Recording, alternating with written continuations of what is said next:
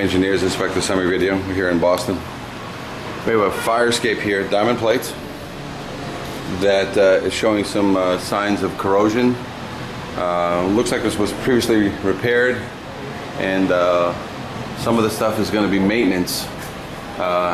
Then with that, the next step to guarantee this fire escape would be either a load test or a certifiable refurbishment of some kind that would guarantee that a load test could be avoided.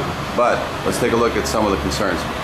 Obviously, water's working its way and debris is working its way, and it's getting in there. That stays moist year round, and that leaves and debris and dirt is rotting the inside of this channel, as well as the inside of that C channel. So that's the first thing we got to do, is clean that out, blow that out.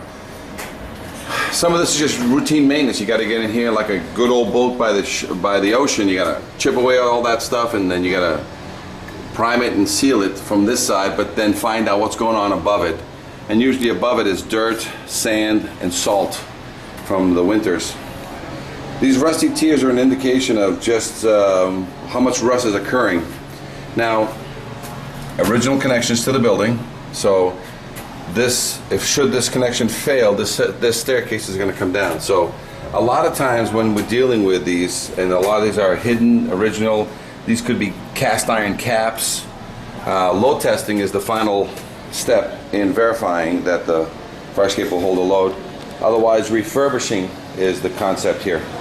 But in some cases, it's in good order, and load testing is the final guarantee. Wherever it hits the ground, not only do we have to verify, but as you can see, we have to make sure that whatever sits on the ground, sitting in dirt, sitting in water, sitting in snow most of its life, we have to tar it up.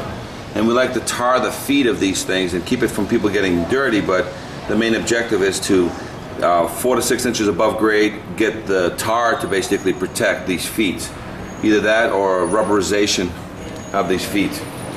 A lot of the dirt that's accumulating here is getting into these nooks and crannies, but this water needs a place to go, and wherever it's going to go, you have to make it so that it doesn't rot out the steel. So it could be weep holes as an option. It could be closing one end and noticing that it's dripping to this side, so when we open up this side, we got to make sure that it drips and it drops and it doesn't rot to this side of the fire escape. But whenever somebody cleans this with a shovel, nicks and scrapes are what cause a lot of these rust spots to occur.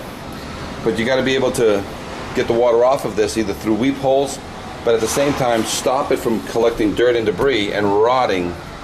So in some of these cases we have to find out which way this is pitching and seal it from dirt and water and debris getting into some of these corners.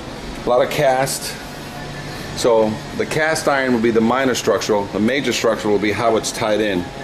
A lot of these welds can only be x-rayed or load tested for verification, or if you put in a clip here and bolt, you can keep the weld, but you use the bolt to basically verify and avoid the x-ray or the load test of a weld.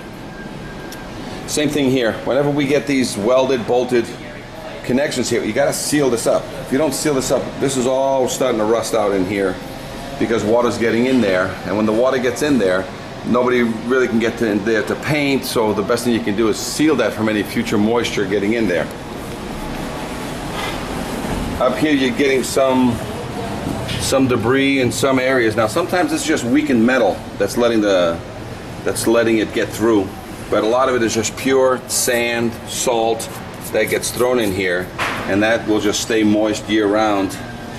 This is where all the dirt is getting in behind here. There's all kinds of dirt getting in behind here. So this is one of those fire escapes that's a candidate for general maintenance cleaning, silicone shutting, weep holing, and then in a lot of these areas we can either perform a load test, or if we put in a clip here, bolt it, keep the weld, bolt it, we eliminate the need for a load test. But this is cast, welded, and metal and cast don't do very well together when they get welded. So as you can see down, there's a great example. There's a welded piece to a cast, and look at the crack. It's already cracked. That weld's already cracked. So that's why they look good, it'll hold, but over time they will separate. Any questions? Farscape Engineers, Inspector Summary Video. This is Cisco Meneses, 866-649-0333.